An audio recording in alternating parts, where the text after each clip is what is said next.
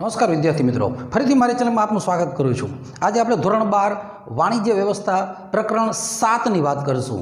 પ્રકરણ 7 એટલે અંકુશ, કંટ્રોલિંગ।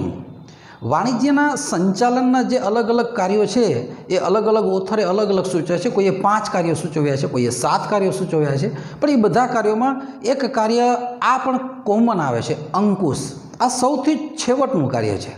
અંકુશ છે એ સૌથી છેવટનું કાર્ય છે। તો આજે આપણે અંકુશ વિશે થોડું સમજવા માટે પ્રયત્ન કરીએ। હવે અંકુશ એટલે એનો ઇંગ્લિશ શબ્દ છે કંટ્રોલિંગ, પણ જ્યારે કંટ્રોલની વાત આવે ને ત્યારે એક પ્રકારનો એક આપણે નેગેટિવ ભાવ ઊભો થાય કે કંટ્રોલ એટલે કે દાબમાં રાખવા, કંટ્રોલમાં રાખવા, એટલે કે મેનેજરે કર્મચારીઓને કંટ્રોલમાં રાખવાના, એના ઉપર એકદમ કડકાઈ રાખવાની છે। અહીંયા એવો અર્થ નથી। વાણિજ્ય સંચાલનમાં જ્યારે અંકુશ શબ્દનો પ્રયોગ કરવામાં આવે છે ત્યારેનો મતલબ કે કર્મચારીઓ જે કામ કરે છે કારખાનામાં, એકમમાં, મજૂરો જે કામ કરે છે કારખાનામાં, એકમમાં, એને કંટ્રોલમાં રાખવા એવો અર્થ નથી। આ નેગેટિવ ખ્યાલ છે। કોઈક જૂના વેપારીઓ આ પદ્ધતિથી કામ કરતા હશે પોતાની દુકાનમાં, એણે 1-2 માણસો રાખ્યા હોય ને તો એના ઉપર કંટ્રોલિંગ આ રીતે કરતા હશે, એને ધમકાવતા હશે, એને કાંઈક ને કાંઈક કહેતા રહેતા હશે, સતત કામ સોંપ્યા કરે, અને એવું માનતા હોય કે જેને આપણે નોકરીએ રાખીએ છીએ ને એ લોકો કામચોર હોય છે, કામ કરતા નથી, એટલે સતત ધમકાવ્યા કરે, કાંઈક ને કાંઈક બોલ્યા જ કરે, કાંઈક ને કાંઈક ચીંધ્યા જ કરે, કામ સતત બિઝી રાખે એને। તો તમે નાની નાની દુકાનોમાં જુઓ કે આ પ્રકારની દુકાનોમાં જે 1-2 માણસો કામ કરતા હોય ને એ ત્યાં 2-3-4 મહિના જ હોય, પછી દુકાન છોડી દે, બીજી કોઈ સારી જોબ મળે ને એટલે ચાલ્યા જાય, મોટી કંપનીમાં જોબ મળે એટલે ચાલ્યા જાય। તો આ જે અંકુશ છે ને એ નેગેટિવ અર્થ છે। આપણે મોટેભાગે જ્યારે અંકુશની વાત કરીએ છીએ ને ત્યારે આ વાત કરીએ છીએ કે કર્મચારીઓ પર કંટ્રોલ રાખવો, એ કામચોર ન થવા જોઈએ, કામ સતત કરતા હોવા જોઈએ, એને આપણે પગાર ચૂકવીએ છીએ। નહીં, આ ખ્યાલ નથી મિત્રો। અહીંયા વાણિજ્ય વ્યવસ્થામાં એનો બહુ વિશાળ અર્થ છે। વાણિજ્ય વ્યવસ્થામાં અંકુશ એટલે એનો ઉદાર અર્થ છે। વાણિજ્ય વ્યવસ્થામાં અંકુશનો રચનાત્મક અર્થ છે। વાણિજ્ય વ્યવસ્થામાં અંકુશનો ખૂબ જ વિશાળ, સારો, પોઝિટિવ અને પ્રેરક અર્થ છે। તો વાણિજ્ય સંચાલનમાં અંકુશ એટલે શું? તો કે વાણિજ્ય સંચાલનમાં અંકુશ એટલે જે કામ થાય છે એની દેખરેખ રાખવી માત્ર। તો શું દેખરેખ રાખવી, શા માટે દેખરેખ રાખવી, શેની દેખરેખ રાખવી, એ અર્થ ઉપર જતાં પહેલાં આપણે એક નજર એની વ્યાખ્યા ઉપર નાખીએ, અંકુશની વ્યાખ્યા ઉપર નાખીએ। તો એક પ્રખ્યાત વ્યાખ્યાની આપણે વાત કરીએ જે હેનરી ફેયોલે આપી છે। ધંધાકીય એકમમાં બધું નક્કી કરેલી યોજના મુજબ, આપેલી સૂચના મુજબ અને સ્થાપિત સિદ્ધાંતો મુજબ ચાલે છે કે નહીં તેની ચકાસણી કરવાનો અંકુશમાં સમાવેશ થાય છે। તેનો હેતુ નબળાઈઓ અને ભૂલો શોધી કાઢવાનો છે જેથી તે સુધારી શકાય અને ફરી થતી અટકાવી શકાય। તો આ હેનરી ફેયોલની વ્યાખ્યા છે। વ્યાખ્યા બહુ સ્પષ્ટ કહે છે કે ભાઈ અંકુશનો હેતુ શું છે? એનો હેતુ છે કે આયોજન પ્રમાણે જે આપણે કાર્ય નક્કી કર્યું છે, જે પહેલાં પ્લાનિંગ કરેલું છે જે કામનું, કે કારખાનામાં રોજ આટલા કામ થતા હશે, આ રીતે થતા હશે, એ કામ ઉપર દેખરેખ રાખવી, અને જો ક્યાંય ભૂલો જોવા મળે, ક્યાંક નબળાઈઓ જોવા મળે, ક્યાંક વિચલન જોવા મળે તો એ ભૂલને સુધારવી જેથી ભવિષ્યમાં એ ભૂલ ન થાય। તો વ્યાખ્યા બહુ સ્પષ્ટ કહે છે કે કારખાનાની પ્રવૃત્તિમાં, ધંધાકીય એકમની પ્રવૃત્તિમાં જે કામનું આયોજન થયું છે એ આયોજન મુજબ જ કામ થાય છે કે કેમ એ જોવું, એની દેખરેખ રાખવી એટલે અંકુશ।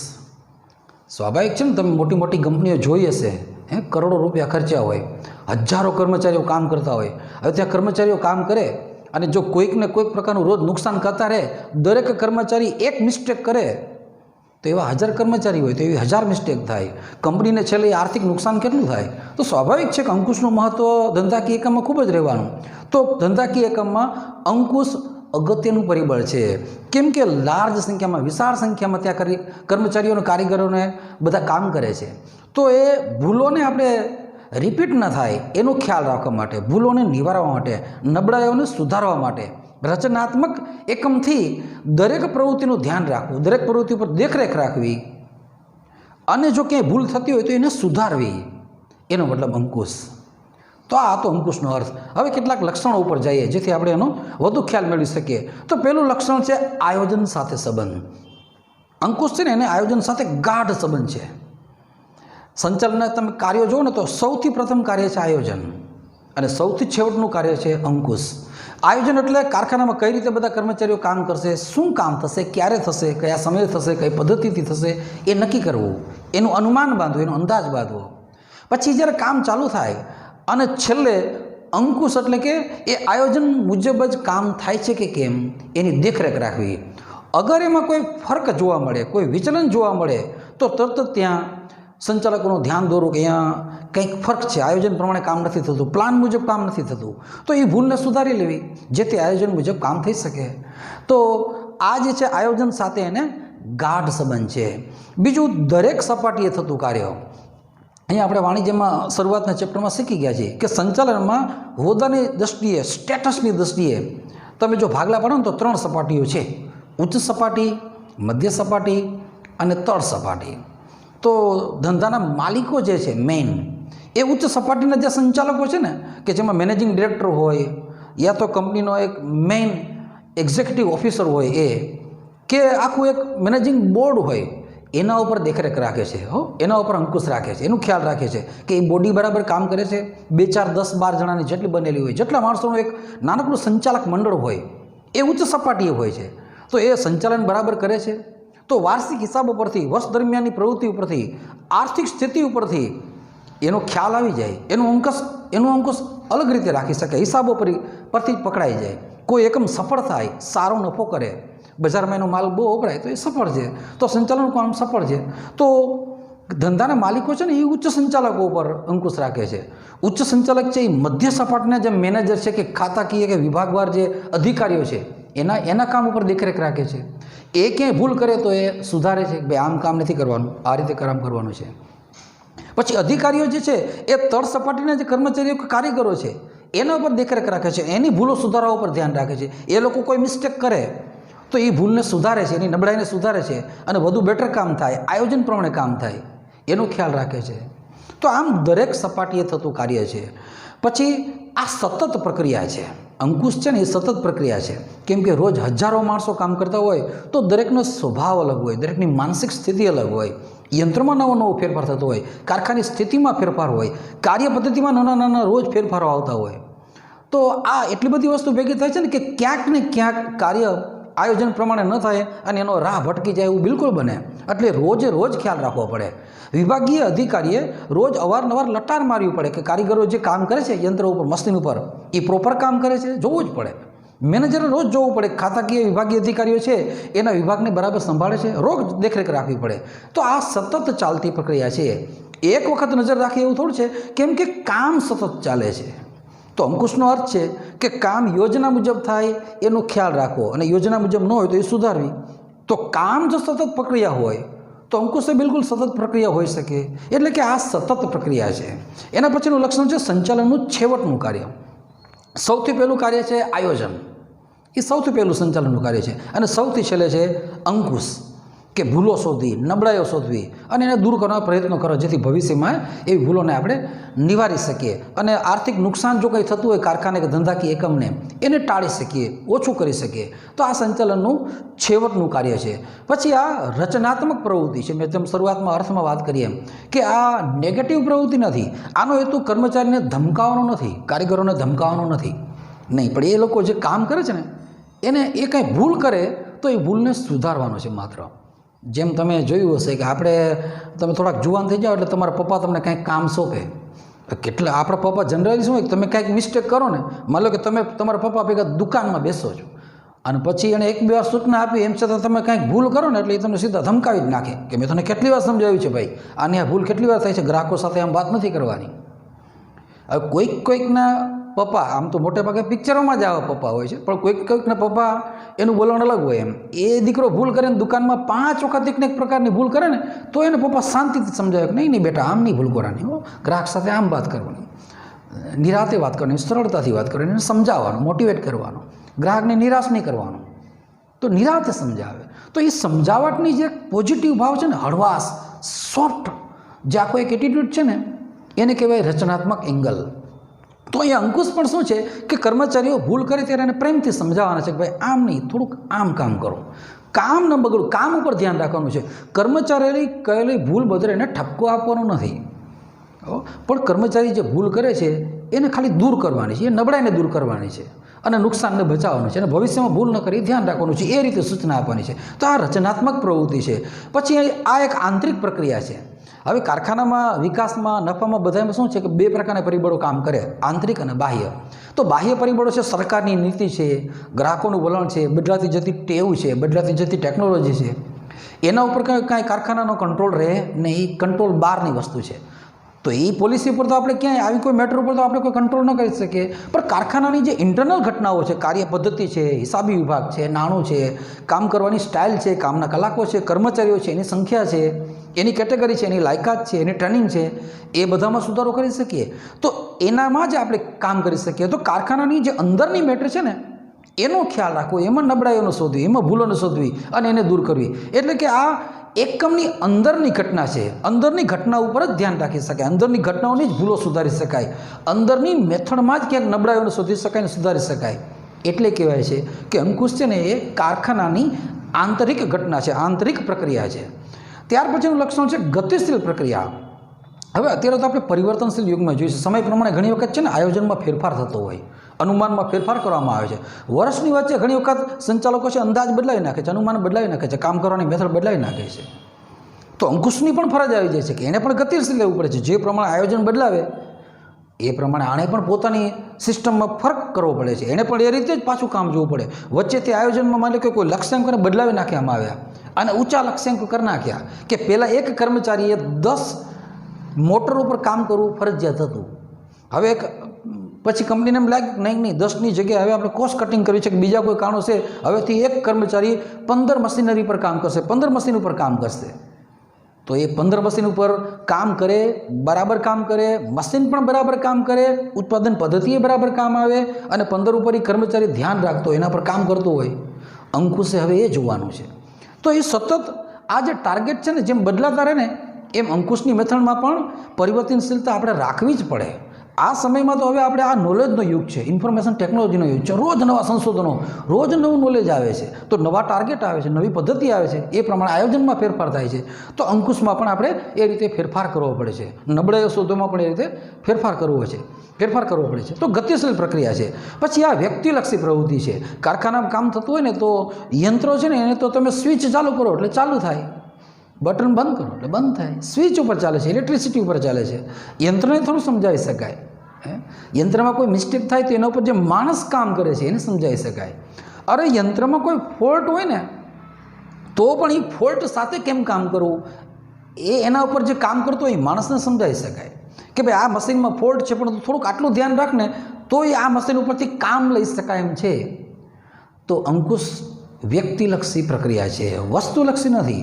યંત્રો ઉપર ધ્યાન નથી રાખતું. કારખાનામાં જે અધિકારીઓ કામ કરે છે એના ઉપર અંકુશ રાખવાનો છે. કારખાનામાં જે મજૂરો કામ કરે છે એના ઉપર અંકુશ રાખવાનો છે. કારખાનામાં જે કર્મચારીઓ કામ કરે છે એના ઉપર રાખવાનો છે. એના ઉપર એટલે કે એની પ્રવૃત્તિ ઉપર એ યોગ્ય આયોજન પ્રમાણે કામ કરે અને કોઈ ભૂલ આવે તો સુધારવાનું હતું છે. પણ એનું કેન્દ્રમાં કોણ છે?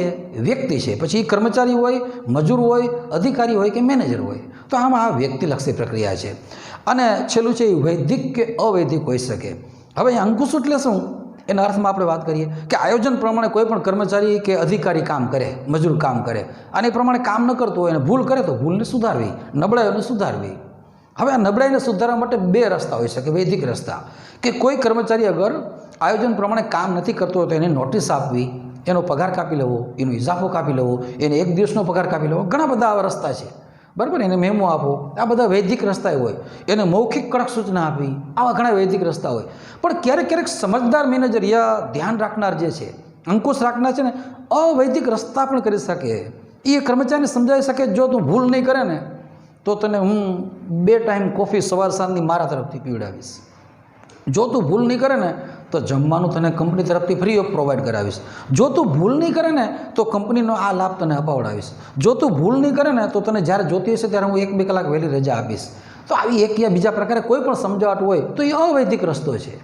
તો આ રીતે અવૈધિક રસ્તા પણ થઈ શકે. તો અંકુશ છે ને એ વૈધિક એટલે કે માળખા અનુસાર એક ચોક્કસ માળખું પણ ગોઠવી શકાય. અને ક્યારેક સમજદારી પ્રમાણે જે અંકુશ રાખે છે એની બુદ્ધિ આધારિત, સમજ આધારિત, સંબંધ આધારિત એકબીજાને ઓળખતા હોય ને તો એનો ફરક પડે. તો એને એ સમજાવટનો લાભ લઈ એ સંબંધનો લાભ લઈને પણ અંકુશ રાખી શકાય, તો એને કહેવાય અવૈધિક રસ્તો. તો આમ અંકુશ છે એ વૈધિક યા અવૈધિક હોઈ શકે.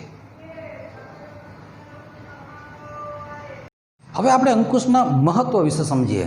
તો પહેલું મહત્વ છે ધ્યેય સિદ્ધિમાં ઉપયોગી. અંકુશ રાખવામાં આવે તો શું થાય કે અંકુશને કારણે ભૂલોને શોધી શકાય, નબળાઈને શોધી શકાય, વિચલનોને શોધી શકાય. જો એ શોધી કાઢીએ તો એને નિવારી શકાય, એમાં સુધારો કરી શકાય. એમાં સુધારો કરી શકાય એટલે બધી જ પ્રવૃત્તિ જે એકમની છે એ આયોજન પ્રમાણે જ ચાલે. અને આયોજન પ્રમાણે જો બધી જ પ્રવૃત્તિ ચાલે તો આયોજનમાં કઈ રીતે ટાર્ગેટને સિદ્ધ કરવું એ બતાવેલું જ હોય છે. તો ઓટોમેટિક કંપની જે છે ને એ ધ્યેય સિદ્ધિ તરફ આગળ વધે છે, સફળતા તરફ આગળ વધે છે અને પોતાનો ટાર્ગેટ જે છે એને સિદ્ધ કરી લે છે. તો અંકુશ દ્વારા ધ્યેય સિદ્ધિમાં આપણને મદદ મળે છે. બીજું, પ્રવૃત્તિઓ પર અંકુશ રાખી શકાય. તો અંકુશ દ્વારા ઘણી બધી કારખાનાની પ્રવૃત્તિ છે ને, જેમ કે ઉત્પાદનની પ્રવૃત્તિ છે, વેચાણની પ્રવૃત્તિ છે, ગુણવત્તાની પ્રવૃત્તિ છે, બધી પ્રવૃત્તિઓ પર ધ્યાન રાખી શકાય. બધી પ્રવૃત્તિઓનું એક અંકુશ કરી અને સંકલન કરી શકાય, ગોઠવી શકાય. પ્રવૃત્તિઓ ઉપર જ આપણે અંકુશ રાખવાનો છે.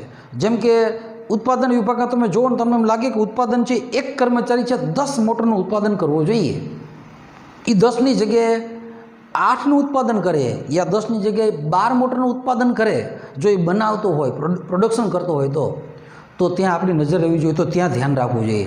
વેચાણ વિભાગ છે તો એને ટાર્ગેટ આપેલું હોય કે દર વર્ષે માની લો કે 1 લાખ મોટર વેચવાની. અગર 1 લાખ મોટર ન વેચાય તો વેચાણ વિભાગમાં ક્યાં ત્રુટિ છે? સેલ્સમેનો નબળા છે, ટાર્ગેટમાં કાંઈ ફરક છે?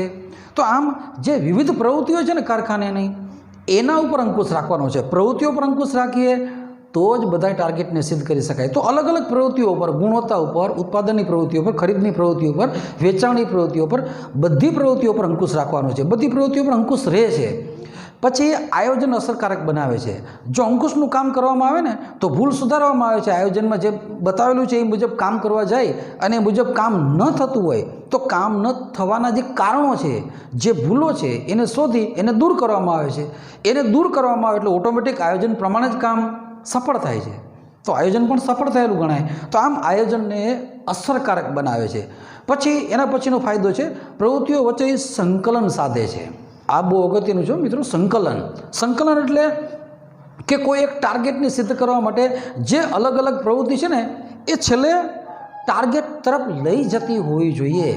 જેમ કે તમે પેપર લખો છો પરીક્ષામાં, બરાબર, ત્યારે રંગીન બોલપેનનો ઉપયોગ કરતું જવાનું, પેન્સિલનો ઉપયોગ કરતું જવાનું, કંપાસના સાધનોનો ઉપયોગ કરતું જવાનું, સ્પીડનો પણ પાછો ખ્યાલ રાખવાનો. કેટલાક વિદ્યાર્થીઓ રંગીન બોલપેનનો ઉપયોગ નથી કરતા, કંપાસનો ઉપયોગ નથી કરતા, અંડરલાઇન નથી કરતા, ફૂદેડી નથી કરતા. આવું નથી કરતા. શા માટે? એમ કહે છે કે નહીં, ટાઈમ બગડે છે, અમારું પેપર પૂરું નથી થતું.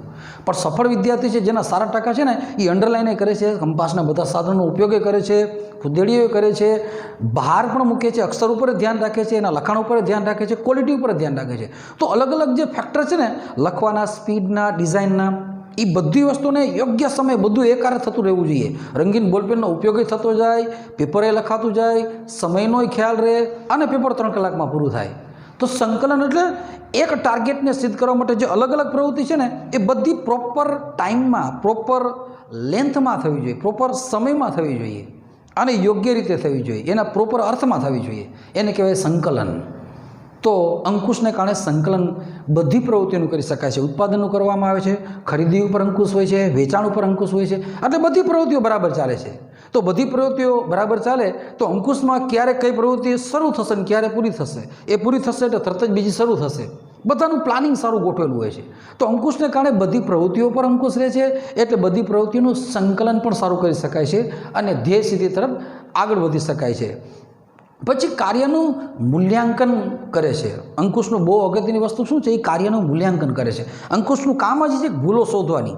ભૂલો શોધવા માટે મૂલ્યાંકન કરવું પડે, જોવું પડે છે ને. જેમ તમે ક્લાસમાં ભણો છો તો દર મહિને તમારા વર્ગ શિક્ષક એકમ કસોટી લેતા હશે, યુનિટ ટેસ્ટ લેતા હશે, ક્યારેક એક ચેપ્ટરની લેતા હશે, જેથી એ ટેસ્ટ લે ને તો એને ખ્યાલ આવે કે હું જે ભણાવું છું એ આ છોકરાઓ સમજ્યા છે કે કેમ, વિદ્યાર્થીઓ સમજ્યા છે કે કેમ.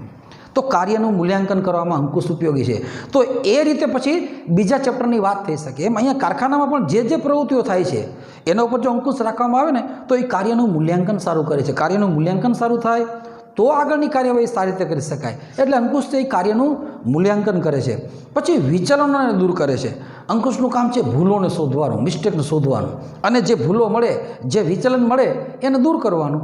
જેમ કે કારખાનામાં ટાર્ગેટ આપવામાં આવે છે કે એક નાની માની લો ઇલેક્ટ્રિકની મોટર બનાવે છે અને ટાર્ગેટ છે કે દરેક કર્મચારી 10 મોટર બનાવે છે. હવે એક કર્મચારી માની લો કે 10ની જગ્યાએ રોજ 10ની જગ્યાએ 7 કે 8 મોટર જ બનાવે છે, 2 કે 3 મોટર ઓછી જ બનાવે છે. તો એના ઉપર ધ્યાન રાખવામાં આવે છે, નિરાતે જોવામાં આવે છે કે એવું શું કારણ છે કે આ 2 કે 3 મોટર ઓછી બનાવે છે, એની સ્પીડ ઓછું રહેવાનું કારણ શું. જો એના પર ધ્યાન રાખવામાં આવે, અંકુશની પ્રક્રિયા બરાબર હોય તો એ ભૂલ શોધી એનું મૂલ્યાંકન કરી અને જે કારણો છે ને લેટ થવાના, ઓછી મોટર બનાવવાના એ કર્મચારીના, એને દૂર કરી શકાય છે. તો આમ વિચલનોને દૂર કરી શકાય છે. એટલે એ ભૂલો શોધી અને એ ભૂલને જો નિવારી દેવામાં આવે તો કર્મચારી છે એની લેન્થમાં આવી જાય છે. ઘણી વખત એવું હોય કર્મચારી કામ કરતો હોય એ જગ્યા બરાબર ન હોય, ત્યાં એને આમ સફોકેશન જેવું લાગતું હોય, યા એ પોતાની રીતે ત્યાં એરેન્જ ન કરી શકતો હોય પોતાની જાતને, એને જગ્યા બદલાવી નાખવામાં આવે બીજે ઠેકાણે. ત્યાં કદાચ હવા ઉજાસ, પર્યાવરણ, બેઠક વ્યવસ્થા બધું બરાબર લાગતું હોય, ત્યાં 10 મોટરનું ઉત્પાદન કરી શકે એવું બની શકે. તો આવા કોઈ પણ કારણો હોય ટૂંકમાં એને દૂર કરી શકાય અને વિચલનોને દૂર કરી શકાય. તો આ રીતે અંકુશ છે એ વિચલનોને દૂર કરે છે. પછી સત્તા સોંપણી માટે પાછો અંકુશ છે એ જરૂરી છે. સત્તા સોંપણી માટે જ્યારે સત્તા સોંપવામાં આવે ને ત્યારે યાદ રાખવાનું મિત્રો કે ઉપરી અધિકારી હોય ને, સત્તા એની પાસે હોય પણ જવાબદારી એની હોય. તો સત્તા સોંપણી વખતે અંકુશ બહુ અગત્યની કામગીરી સૂચવે છે. તમને ખ્યાલ છે કે આપણા દેશમાં રેલવેનું એક્સિડન્ટ થાય ને તો સિગ્નલની ભૂલને કારણે એક્સિડન્ટ થયું હોય, સિગ્નલ બરાબર ન પડ્યું હોય અને સામે 2 ટ્રેન આવી જાય અને અથડાય, તો જેણે સિગ્નલ પાડ્યું છે એને તો સસ્પેન્ડ કરવામાં આવે છે, એને તો સજા કરવામાં આવે છે. એને ભગા એ સિગ્નલ જે રેલવે સ્ટેશનના એરિયામાં આવતું હોય ને એનો જે હેડ હોય ને એ રેલવે ઓફિસરને પણ સસ્પેન્ડ કરવામાં આવે. ક્યારેક તો એનાથી ઉપરનો જે વિભાગીય ઓફિસર હોય એને સસ્પેન્ડ કરવામાં આવે. ત્યારે આપણે એમ થાય કે એક જેણે સિગ્નલ પાડવાનું છે એ કર્મચારી ભૂલ કરે છે તો એમાં રેલવેનો ઓફિસર શું કરે, તો એની ઓફિસમાં બેઠો હોય. પણ નહીં મિત્રો, એક યાદ રાખજો, સત્તાની સોંપણીમાં એક બીજો રૂલ્સ છે કે સત્તાની સોંપણીમાં એક બીજો ખ્યાલ છે ઉત્તરદાયિત્વનો, કે તમે તમારું કામ બીજાને સોંપી શકો પણ જવાબદારી નહીં. તો રેલવેનો જો ઓફિસર છે ને એને સરકારે સૂચના આપી છે, સત્તા આપી છે કે તમે એસી ઓફિસમાં બેસો, તમને એસી ઓફિસ આપવામાં આવે છે, ટેબલ ખુરશી બધું આપ્યું છે, મસ્ત મજાની કેબિન આપી છે. પણ યાદ રાખજો, ત્યાં બેઠા પણ તમે બહાર નીકળો કે ન નીકળો, તમે સાઈડ ઉપર જાઓ કે ન જાઓ, પણ બધી જ પ્રવૃત્તિઓ જે છે એ ગાર્ડની હોય કે રેલવે સ્ટેશનની હોય, બધી જ પ્રવૃત્તિઓ બરાબર ચાલે છે કે નહીં એની જવાબદારી તમારી રહેશે, એનું ઉત્તરદાયિત્વ તમારું ભરેશે. એટલે એક સાણો અને બુદ્ધિશાળી રેલવે ઓફિસર છે ને કે રેલવે મેનેજર જે છે એ બધે જ ઠેકાણે ધ્યાન રાખવા જાતે જાય છે, ગાર્ડ ઉપર ધ્યાન રાખે છે, રેલવેની અલગ અલગ ઓફિસો કામગીરી પર જાતે જોવા જાય છે, ટેકનિકલ માણસો કામ કરતા હોય તો પણ જોવા જાય છે, સિગ્નલ પાડનાર છે એની પ્રવૃત્તિઓ જોવા જાય છે, એને ક્યાંક ગાઈડન્સની જરૂર હોય તો આપે છે. તો બધી જ પ્રવૃત્તિઓની જવાબદારી છેલ્લા ઉપર આવે છે. તો આમ અંકુશ છે એ સત્તા સોંપણી માટે બહુ અગત્યનું પરિબળ છે. પછી એના પછી કે ભૂલોની શોધ માટે આપણે શરૂઆતમાં જ વાત કરીએ એમ કે અંકુશનું કામ શું છે, તો કે કામનું મૂલ્યાંકન કરવું, ભૂલોને શોધવી. તો દેખરેખ રાખવામાં આવે ને તો તમે ભૂલોને શોધી શકો. તો અંકુશને કારણે કર્મચારીની ભૂલ શોધી શકાય છે. અગર ભૂલ શોધી શકાય તો એને નિવારી શકાય. તમે ભણવામાં તમને ખ્યાલ છે ઘણી વખત ઘણા દાખલા આવડતા જ નથી, પછી તમે દાખલો મૂકી દો છો, બીજો દાખલો ગણો એ નથી જવાબ આવતો એને મૂકી દો છો. તમને એ ખ્યાલ નથી આવતો કે હું દાખલો ગણું છું એમાં મિસ્ટેક ક્યાં થાય છે. તો શિક્ષકનું કામ શું છે એ મિસ્ટેકને દૂર કરવાનું. તો આપણે શા માટે સ્કૂલે ભણવા જઈએ છીએ કે આપણે દાખલા ગણતા હોય ત્યારે એ શિક્ષક અવારનવાર ગણતો હોય તો આપણે જોઈને આપણી ભૂલને સુધારી શકીએ કે ગણતરી કરવામાં હું શું મિસ્ટેક કરું છું. તો ભૂલ પકડાવી જરૂરી છે. તો અંકુશને કારણે ભૂલને પકડી શકાય છે. ભૂલને પકડી શકાય ધંધાકીય એકમમાં તો એને દૂર કરી શકાય, તો ધ્યેય સિદ્ધિ કરી શકાય. તો આમ ભૂલોને પકડી શકાય છે, ભૂલોની શોધ કરી શકાય છે. પછી લાંબા ગાળાનું આયોજન. જો કોઈ પણ એકમમાં લાંબા ગાળાનું આયોજન કરવું હોય ને તો જે માણસ અંકુશ રાખે છે, અંકુશની પ્રવૃત્તિઓ દ્વારા જે પરિણામો મળે છે એને આયોજન કરતી વખતે ધ્યાનમાં રાખવું જરૂરી છે. માની લો કે અંકુશ રાખતી વખતે આપણે એવો ખ્યાલ આવ્યો કે હવેના સમયમાં કોઈ પણ કર્મચારીને આપણા એકમની જે પ્રવૃત્તિઓ છે ને એ હાર્ડ પ્રવૃત્તિઓ છે, સખત પ્રવૃત્તિઓ છે, મહેનતવાળી છે. તો અહીંયા કર્મચારી 8 કલાક કામ ન કરી શકે, આ લાઇટ કામ નથી, હેવી કામ છે. અહીંયા કોઈ પણ કર્મચારી 6 કલાક જ કામ કરી શકે અને એ 6 કલાકમાં પણ 3 કલાક પછી એને અડધો કલાકનો ચાય નાસ્તાનો ફ્રેશ થવાનો થોડોક સમય આપવો જોઈએ, વિરામ આપવો જોઈએ. તો એ કેવું જોઈએ સંચાલકોને કે નહીં, આપણા જે કર્મચારીઓ કામ કરે છે એ હેવી કામ કરે છે, 6 કલાક જ કામ કરી શકે. તો જ્યારે લાંબા ગાળાનું આયોજન કરતા હોય ને ત્યારે એ રીતે 6 કલાકની રીતે કામના ભાગલા પાડવામાં આવે, એ રીતે કર્મચારીની ભરતી કરવામાં આવે, વધારે કર્મચારીને રોકવામાં આવે, મજબૂત કર્મચારીને રોકવામાં આવે. તો લાંબા ગાળાના આયોજન માટે પણ અંકુશ જે છે એ ઉપયોગી થાય છે. પછી દોરવણીમાં મદદરૂપ થાય છે. તમે જો અંકુશ રાખો તો તમે કોઈની ભૂલને પકડી શકો, ભૂલને પકડી શકો ને તો એને તમે ગાઈડન્સ આપી શકો. એને આડેધડ ગાઈડન્સ આપવાનું નથી. માની લો કે હું શિક્ષક છું, મારે તમને કંઈ શીખવવું હોય, તમે મને કહો કે મને નામામાં કંઈક શીખવો, તો હું તમને નામા વિશે મોટી મોટી વાતો કરું કે નામું આમ છે તેમ છે, માર્ગદર્શન સારું આપું, એનો કોઈ મતલબ નથી. હું તમને સીધું એમ કહું ભાઈ તમે દાખલો ગણો, એની શરૂઆત કરો. તમે વાર્ષિક હિસાબનો દાખલો ગણો છો, વચ્ચે જ્યાં તમારી ભૂલ થાય છે ને તમારો જવાબ નથી આવતો, ભાઈ મેં વેપાર ખાતું કર્યું, મારો સાહેબ જવાબ નથી આવતો, તો હું જોઉં છું એમાં જે ભૂલ છે એ સુધારું છું કે ભાઈ આ તમે અહીંયા જે ઓફિસ ખર્ચ લખ્યો છે એ વેપાર ખાતામાં ના આવે, એ નફા નુકસાનની મેટર છે. અહીંયા તમે જે જાવકમાલ ગાડા ભાડું લખ્યું છે એ નફા નુકસાનની મેટર છે, આમાં માત્ર આવકમાલ ગાડા ભાડું આવે. તો જ્યાં જ્યાં ભૂલ થાય ને એને ધ્યાનમાં રાખીને મારે તમને ગાઈડન્સ આપવું જોઈએ. એ પ્રોપર ગાઈડન્સ છે.